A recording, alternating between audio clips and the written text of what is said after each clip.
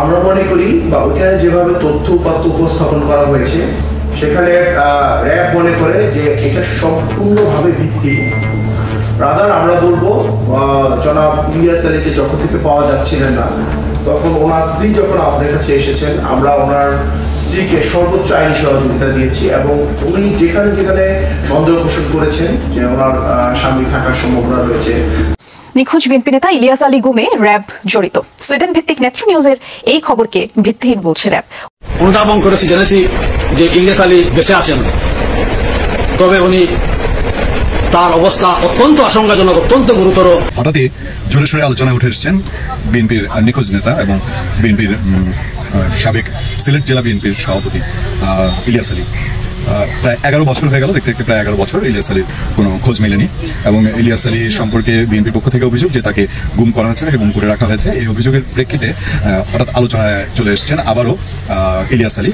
BNP নেতা ইলিয়াস আলী যে জীবিত আছেন এমন কথা কিন্তু আগে থেকে বলে আসছিলেন বিএনপি নেতা কর্মীরা। প্রিয় দর্শক, আপনারা ইতিমধ্যে জানেন যে বিএনপি নেতা ইলিয়াস আলী তাকে গুম করা হয়েছে, এমনকি সে জীবিত আছেন এবং বক্তব্য বিএনপি নেতা কর্মীরা, বিশেষ করে সিলেটের মানুষ, সিলেটের বিএনপি যারা করে তারা কিন্তু একথা আগে থেকে বলে আসছিলেন।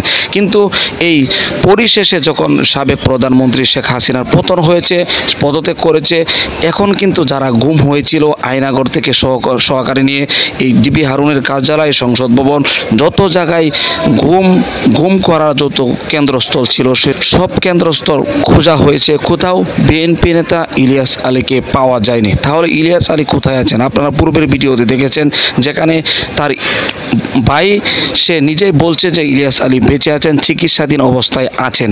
শুধু ইলিয়াস আলীর ভাই না, অন্য অন্য রাজনৈতিকবিদরা কিন্তু একই কথা বলছেন, ইলিয়াস আলী আছেন। তাহলে কোথায় আছেন বিস্তারিত তথ্য আপনাদেরকে ভিডিওতে দেখাবো। এই জন্য ভিডিওটি খুবই গুরুত্বপূর্ণ হতে চলেছে। প্রিয় দর্শক, না টেনে ধৈর্য সহকারে শেষ পর্যন্ত দেখবেন।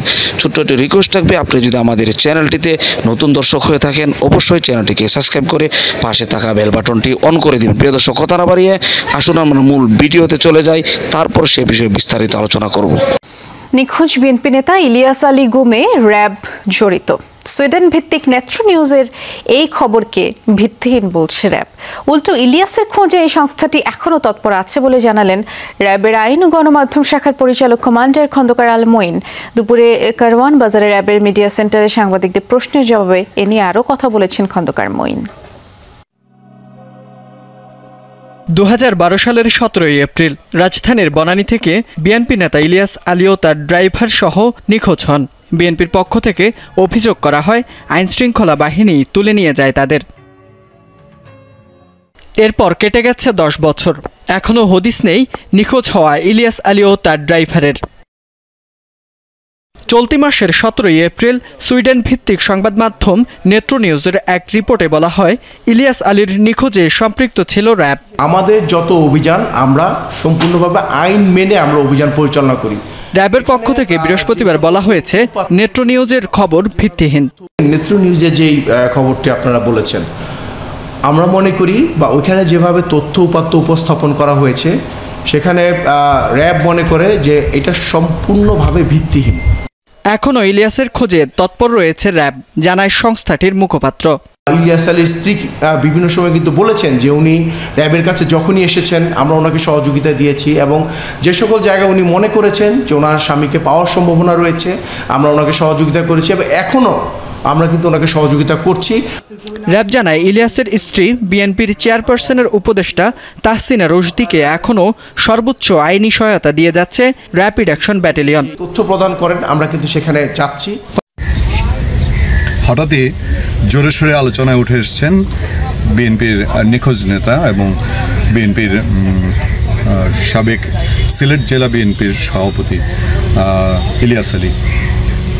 প্রায় 11 বছর হয়ে গেল, দেখতে দেখতে প্রায় 11 বছর ইলিয়াস আলীর কোনো খোঁজ মেলেনি এবং ইলিয়াস আলী সম্পর্কে বিএনপির পক্ষ থেকে অভিযোগ যে তাকে গুম করা হচ্ছে, তাকে গুম করে রাখা হয়েছে। এই অভিযোগের প্রেক্ষিতে হঠাৎ আলোচনায় চলে এসেছেন আবারও ইলিয়াস আলী। এর পেছনের মূল কারণ হচ্ছে বিএনপির পক্ষ থেকে বিএনপির সিলেট জেলা কমিটি ঘোষণা করা হয়েছে এবং সেই কমিটি নিয়ে ইতিমধ্যে বেশ কিছু তাদের পদবঞ্চিত নেতাদের মধ্যে কিছু ক্ষোভ বিক্ষোভ এই ধরনের বিষয় ঘটছে এবং সিলেট জেলার দায়িত্বে থাকা আমির খসরু মাহমুদ চৌধুরী বিএনপির স্থায়ী কমিটির সদস্য, তিনি এর মধ্যে পদবঞ্চিত নেতাদের তাদের বক্তব্য শুনেছেন, তাদের কথাবার্তা শুনেছেন।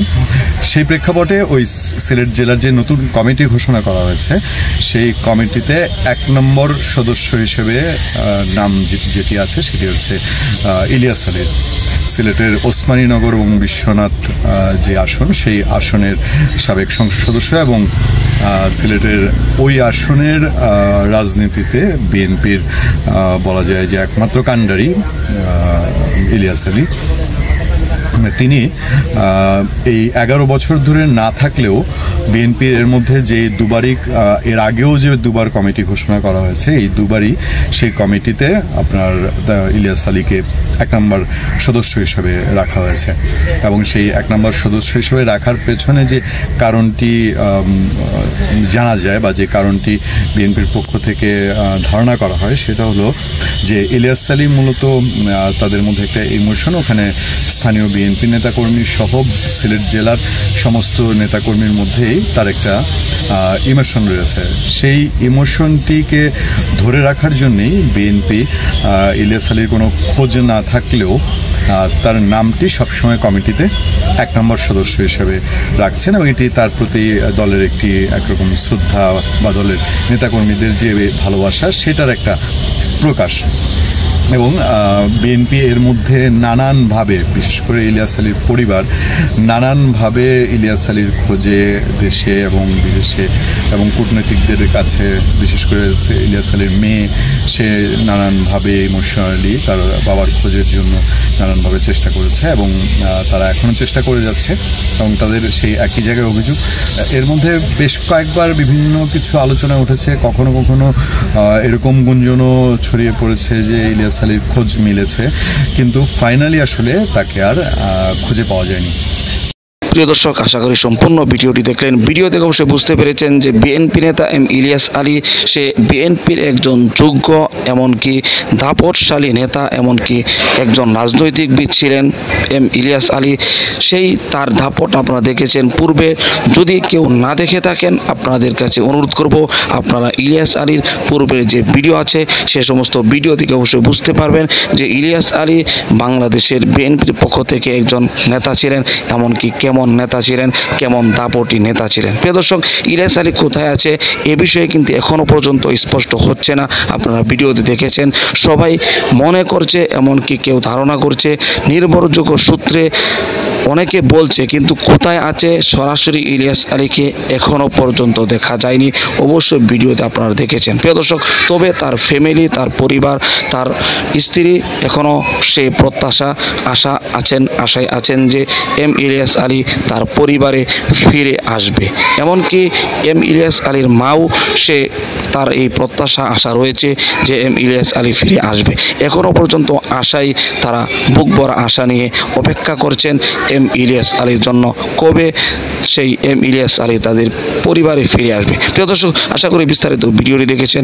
এই ভিডিও সম্পর্কে যদি আপনার কোনো মতামত থাকে আপনার মূল্যবান মতামতগুলো কমেন্ট বক্সে জানিয়ে দিবেন, এমনকি এই ভিডিওটি শেয়ার করে সকলের মাঝে ছড়িয়ে দিবেন। প্রিয় দর্শক, আজকের মতো এখানে শেষ করছি। ভালো থাকুন, সুস্থ থাকুন, আবারও দেখা হচ্ছে পরবর্তী ভিডিওতে।